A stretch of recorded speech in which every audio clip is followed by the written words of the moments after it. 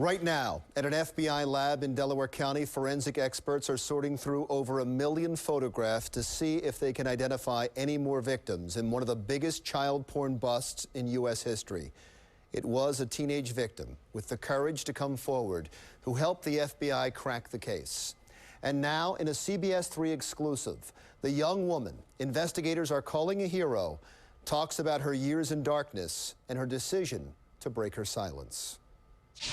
One of the most horrific child pornography. The headlines were sensational. Indictments against 3 people in Delaware. John Warman behind bars on $4 million. Covered more than 1 million images. The details unfathomable. Sexually explicit videos. Crying, kids hollering, kids screaming. 3 of the children that Warman forced sex upon were infants. But to the brave young woman who helped the FBI crack the case, it was all very personal. I have nightmares all the time. I wake up crying all the time. We are simply calling her Elizabeth. Her string of nightmares started when she was 3 years old and her father died. After several foster homes, her mother reclaimed her and put her into the arms of John Warman. Mom lived somewhere else and rarely stopped by. Warman put 9-year-old Elizabeth, her 11-year-old sister, and 6-year-old brother in the basement of his Colwyn home. The girls got a bunk bed. The little boy slept on the floor inside a makeshift box. Me and my sister had to screw him in every night. He had no way of getting out of there. And if he had to go to the bathroom during the night? He had to go to the bathroom inside of the milk carton. And it had to be emptied every week when it was full. That's how my brother lived. Elizabeth says the basement was dark and grim. The only room with a door, Warman's bedroom. Inside was a bed, a computer, and a camera.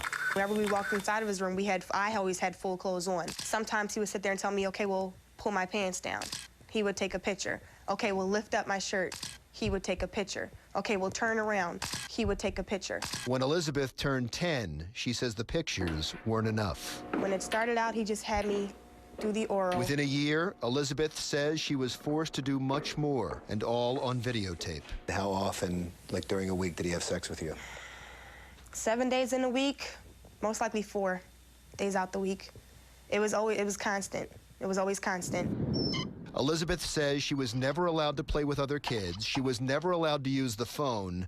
Anything she was allowed to do, she had to earn it. I wanted to go outside and ride my bikes across the street, had to do something first. If I wanted to go out with grandmom on the weekends, had to do something first. Something sexual. Yes, he had to get his before we got ours. And if I ever refused, he would just start beating on my younger brother for no reason. Did your stepfather ever threaten to kill you? Yes. He sat there and said if I ever said anything, we got into a big argument, and I sat there and said, I'm telling everybody. But he used to drag me right back down them basement steps. He actually sat there and said that he would kill me if I said anything.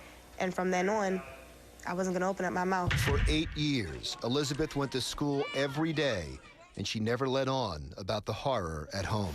When Elizabeth was 15, Warman and the kids moved in with this woman, Conchetta Jackson. She had 3 young daughters of her own living in her Collingdale home. And according to the FBI, Conchetta advertised a daycare service so that parents would bring more children to Warman and his cameras. She had sat there and told me one time she had a hole inside of her wall and it was facing into the bathroom. And I said, why is the hole there? And she said, well, there's a camera in there. At 16, Elizabeth finally broke away from Warman. She was told she was no longer part of the family. I wasn't allowed to email nobody, call, nothing, unless I still pleased him. And that wasn't going to happen anymore. So for the next 2 years, Elizabeth lived at a friend's house, went to school every day, and didn't say a word until the day the case broke wide open. The breaking point was when I was told from another person involved in the case that my younger brother was being videotaped. And I knew what happened during my videotapes, and I didn't want the same exact thing to happen to him. So you assumed he was being sexually assaulted? Mm-hmm. That's exactly what the person told me. Elizabeth told a counselor at school, who called the police, who called the FBI, and together they busted one of the biggest child porn cases in history. The FBI found over 1 million photographs of 12 children. John Warman is now in federal prison on $4 million bail. Conchetta Jackson is under house arrest, and Elizabeth's mother is also in federal prison, charged with helping Warman take pictures of the other children. And a lot of people sit there and say, you're a hero. I understand that, But when I'm a hero and I saved 12 girls, but now what about my mom? It is a story with a hero, but no happy ending. Elizabeth lost a father, now a mother, and worst of all, she lost her childhood. I never felt like I was loved. That's all I ever wanted. I just wanted to be loved. Elizabeth agreed to talk with me because she knows there are teenagers and adolescents out there living the life she lived in an abusive household and afraid to come forward. She wants those kids to learn from her story. Her message: tell someone. It never gets better, and you may save someone else from the same fate. If you're a child that needs help or an adult who suspects something, the number for the National Child Abuse Hotline is 1-800-422-4453. That's 1-800-422-4453. There is also information on our website at cbs3.com. And tonight we have new information as we continue to cover the case that made national headlines.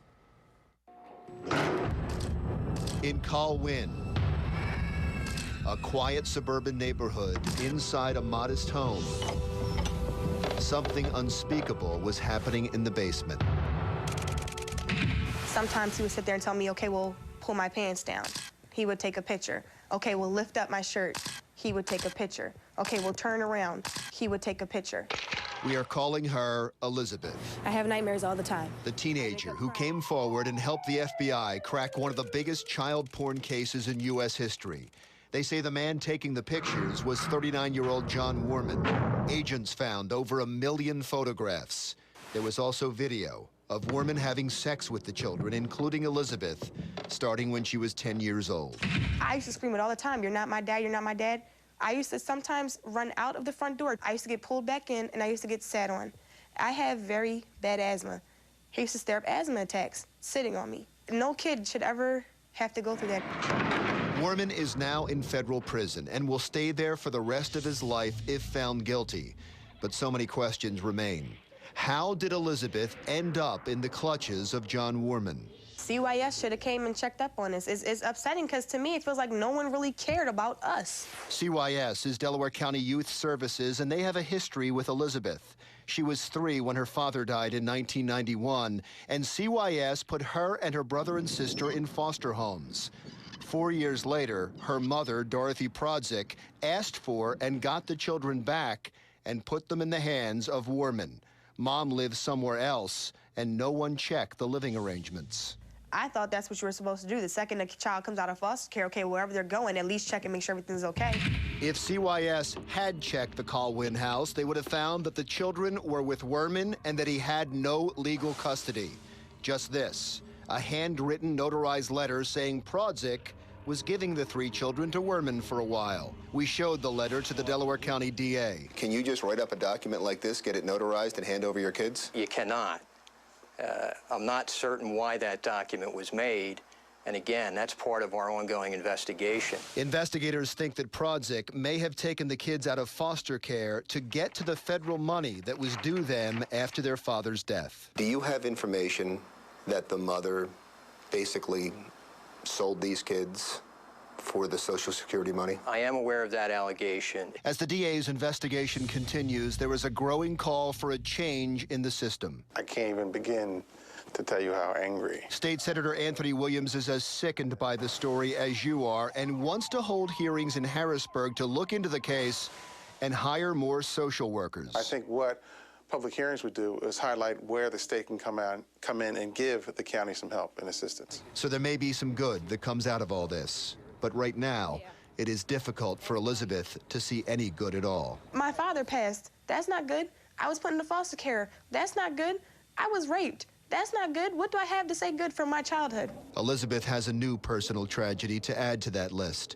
Investigators believe her mother not only helped Worman take some of the pictures, but joined in on the sex act with one of the children. That is why bail has been revoked. Are you going to be okay? I'm going to be okay. It doesn't matter what happens. She is only 19, and you don't know where she gets her strength as she tries to leave the darkness of her past. I just want everything to end. It's been long enough.